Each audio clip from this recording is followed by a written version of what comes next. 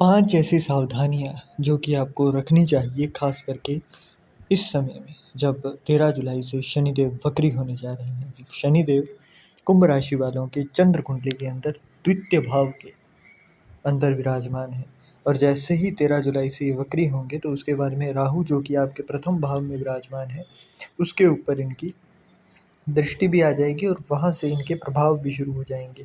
तो ऐसे में जब शनिदेव वक्री हो रही हैं तो शनि की विपरीत चाल में राहु की तरफ जाएंगे। ऐसे में अब राहु और शनि की साढ़े साथी वाली जो भी राशियां हैं उनको खास करके मानसिक तनाव सामने देखने को मिलेगा, कन्फ्यूज़न आएगा।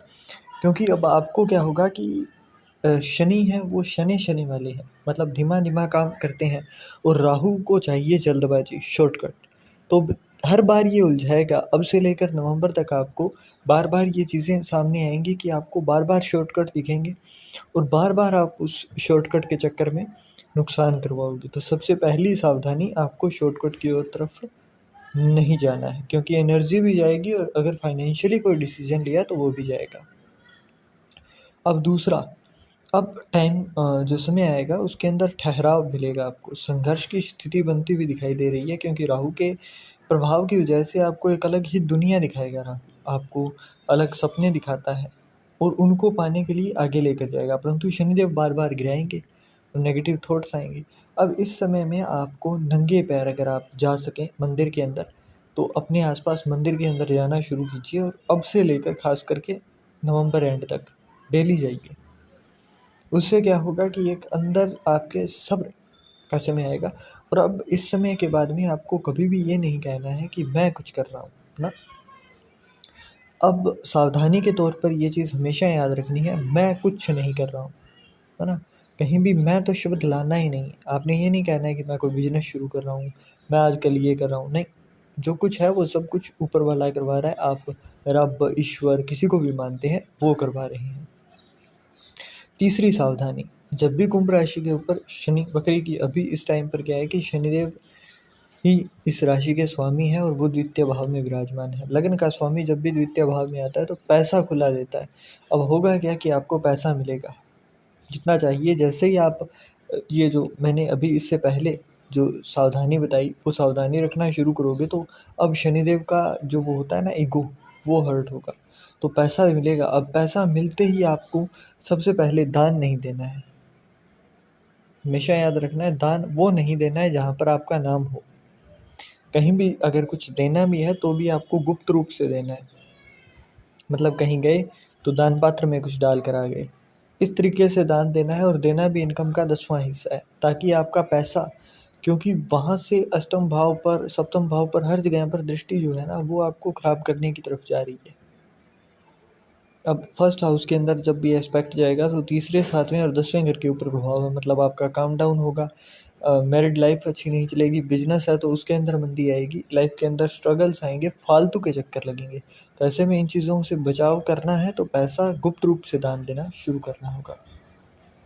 चौथा, यहाँ पर धन के आगमन में देरी होगी। जॉब के मामले में आपको जो भी आपके सिद्धांत थे उन सिद्धांतों को त्याग कर आगे बढ़ना होगा, क्योंकि अब ज़्यादा यहाँ पर वो आपकी नहीं चलेगी। तो चौथी बात, अब आपको अपनी चलानी छोड़नी होगी। जैसा कुछ चल रहा है उसके अकॉर्डिंग ढलते जाओ, एक तरीके से पानी बन जाओ। जैसे कि वो पानी पर्वत से निकलता है तो उसका कोई खुद का वैसे नहीं होता है प्री डिस्टाइंड कि मैं ऐसे ही जाऊँगा, है ना। वो जैसे जैसे ढलान मिलती है वैसे वैसे निकल लेता है। तो अभी वही तरीका है, सक्सेस चाहिए तो जैसे जैसे जो कुछ मिल रहा है वैसे निकल लो। अब आपके सामने बहुत सारे तनाव आएंगे, मतलब कोई आपको जानबूझ के ट्रिगर करेगा, कोई जानबूझकर आपका टाइम ख़राब करेगा, फालतू के दुश्मन बनेंगे। तो अब इस समय पर किसी से भी आपने दिमाग लगाना ही नहीं है। आपका मेन गोल जो होगा वो होगा कि शनिदेव खुद देखेंगे, अपने को कुछ नहीं करना है। जैसे ही ये चीज़ें शुरू करोगे तो उसके बाद में आपके दुश्मन भी अपने आप ख़त्म होंगे, मतलब अंधे हो जाओ इस काम में। तो चौथी सावधानी यही रखनी है। पांचवी सावधानी, अब से जितना ज़्यादा आप पैसे की तरफ भागोगे उतना ही पैसा दूर होगा। तो अब से पैसे की तरफ भागना कम करना है। अपनी ये जो ड्रीम वाली लाइफ है बार बार नहीं बनानी है, इसके बारे में सोचना ही नहीं है। प्रेज़ेंट के अंदर रहना शुरू करो। क्योंकि यहाँ पर केतु की भी दृष्टि है सामने से, तो आप या तो पास्ट में रहोगे या फ्यूचर में रहोगे। मैं फ्यूचर में ये करूँगा और पास्ट में मेरे साथ ये हो गया। तो इन दोनों रिग्रेट से बाहर निकलना है आपको। प्रेज़ेंट में जीना शुरू करना है, जो कुछ कर रहे हो अभी कर रहा हो। ये चीज़ सोच कर उठा करो सुबह के टाइम पर कि आपका हो सकता है ये दिन लास्ट हो।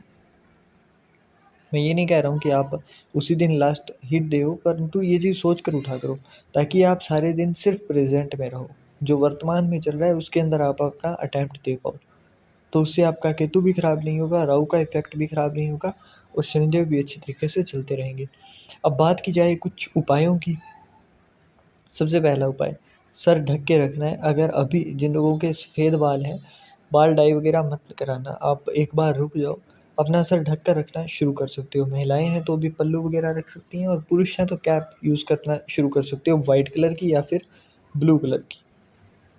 और इसके साथ-साथ चौकोर चाँदी का टुकड़ा अगर आप अपने पर्स में रखोगे तो उससे आपकी फाइनेंशियल कंडीशन बेटर होगी। पैसा जो व्यर्थ अभी होने वाला है, जैसे कि हॉस्पिटल के अंदर होगा, कोर्ट केस शुरू हो सकता है, तो उन चीज़ों से आपका पैसा बचने लगेगा।